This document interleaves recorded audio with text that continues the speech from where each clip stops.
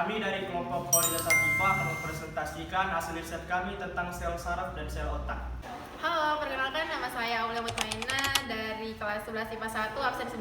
Di sini saya akan menjelaskan tentang dendrit, soma, dan neuron. Pertama ada neuron. Neuron atau sel saraf adalah unit kerja sistem saraf pusat, terdiri dari 12 nervus kranial, semua nervus spinal dan cabangnya. Fungsinya sebagai penghantar informasi berupa rangsangan atau impuls. Yang kedua ada dendrit. Bisa dilihat di sini ada dendrit. Setiap neuron terdiri dari satu badan sel yang di dalamnya terdapat sitoplasma dan inti sel. Dari badan sel keluar dua macam serabut saraf, yaitu dendrit dan akson atau neurit.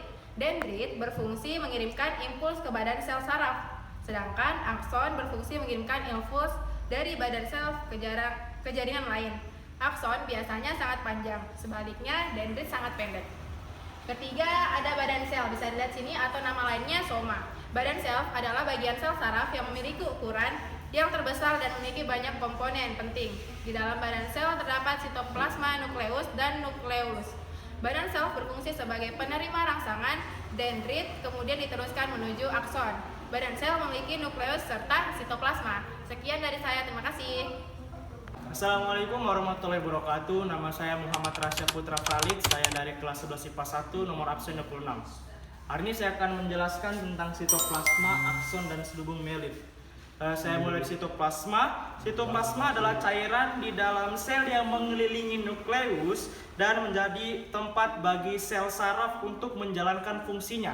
Selain itu, sitoplasma juga berfungsi sebagai tempat penyimpanan berbagai senyawa kimia seperti enzim, ion, gula, lemak, dan sebagainya yang penting untuk metabolisme sel.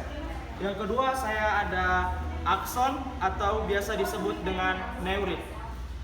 Neurit atau akson adalah sel yang sangat panjang, tipis, dan membawa impuls elektrikal menjauh dari sel tubuh neuron atau soma. Akson ini juga dilindungi oleh selubung animelin. Fungsi akson adalah untuk mengirim informasi ke bermacam neuron, otot, dan kelenjar. Akson adalah jalur transmisi utama sistem saraf dan untuk membantu membuat saraf. Terus yang selanjutnya ada selubung mielin. Selubung mielin yaitu bagian dari sel yang membungkus akson. Selubung mielin terdiri atas sel-sel Schwann. Setelah itu ada terminal akson, yaitu tempat bertemunya sel saraf dengan sel saraf yang lainnya. Pada terminal akson ini terdapat sinaps, yaitu pertemuan antara dua terminal dan akson. Sekian dari saya, terima kasih.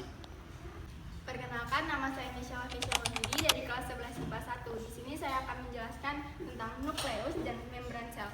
Yang pertama, nukleus. Di dalam jaringan saraf terdapat inti sel yang biasa juga disebut dengan nukleus. Nukleus umumnya besar, berbentuk bulat, dan agak sedikit lonjong. Fungsi nukleus adalah sebagai pusat komando yang menyimpan berbagai genetik dan mengontrol pertumbuhan serta reproduksi baru. Yang kedua, membran sel. Membran sel adalah membran semi permeabel pada sebuah sel yang mengelilingi dan membungkusi isi sitoplasma dan neoplasma. Hai, nama saya Nuraskia. Di sini saya akan menjelaskan bagian otak besar, otak kecil, dan juga frontal lobe. Terus yang pertama ada otak besar, yaitu cerebrum yang merupakan bagian terbesar dari otak. Terus dibagi menjadi dua pilihan, yaitu otak kanan dan juga otak kiri. Nah, belahan otak kanan berfungsi sebagai pengontrol dari pergerakan tubuh bagian kiri, sedangkan kalau otak kiri itu berfungsi sebagai pengontrol pergerakan tubuh bagian kanan. Dan selanjutnya ada otak kecil, yaitu cerebellum, terletak di bagian belakang kepala atau lebih tepatnya di bawah lobus occipital otak besar. Nah, gangguan pada organ ini itu tidak hanya mempengaruhi bagaimana cara kita bergerak, tetapi juga mempengaruhi bagaimana cara kita berbicara. Selanjutnya adalah lobus frontal, bagian paling besar dari otak besar. Nah, terletaknya di bagian paling depan. Bagian ini tuh berperan penting bagaimana cara kita mengendalikan diri, mengendalikan emosi, terus memecahkan masalah, menilai, dan juga merencanakan sesuatu. Sekian, terima kasih. Hai, perkenalkan, nama saya Kasifa Manuela dari kelas 11 IPA 1. Di sini saya akan menjelaskan tentang lobus occipital dan lobus temporal. Di sini ada lobus occipital terletak di otak bagian belakang. Bagian otak besar ini berguna untuk membantu kita mengenali objek lewat indera penglihatan dan memahami arti kata-kata tertulis. Kerusakan pada lobus ini dapat menyebabkan masalah berupa kesulitan mengenali objek, ketidakmampuan untuk mengidentifikasi warna, halusinasi, dan kesulitan memilih kata-kata. Dan yang kedua ada lobus temporal. Lobus temporal berada di kedua sisi kepala yang sejajar dengan telinga. Bagian otak besar yang ini bertanggung jawab terhadap fungsi pendengaran, memori, dan emosi. Kerusakan pada lobus temporal dapat menyebabkan masalah pada ingatan, persepsi ucapan, dan kemampuan berbahasa. Sekian, terima kasih. Halo, perkenalkan nama saya Krisela Rusombo. Saya dari kelas 11 IPA 1 nomor absen 20. Nah, di sini saya akan menjelaskan tentang lobus parietal sama sitoplasma. Nah, yang pertama adalah lobus parietal. Lobus parietal terletak di belakang lobus frontal. Bagian ini mempunyai peranan penting dalam menafsirkan pesan dari bagian otak yang lain. Nah, lobus parietal juga berperan dalam menafsirkan sentuhan, gerakan tubuh, perbedaan suhu, dan sensasi nyeri. Kemampuan motorik halus yang menggunakan jari tangan seperti menulis dan melukis juga. Nah, yang kedua yaitu spinal cord.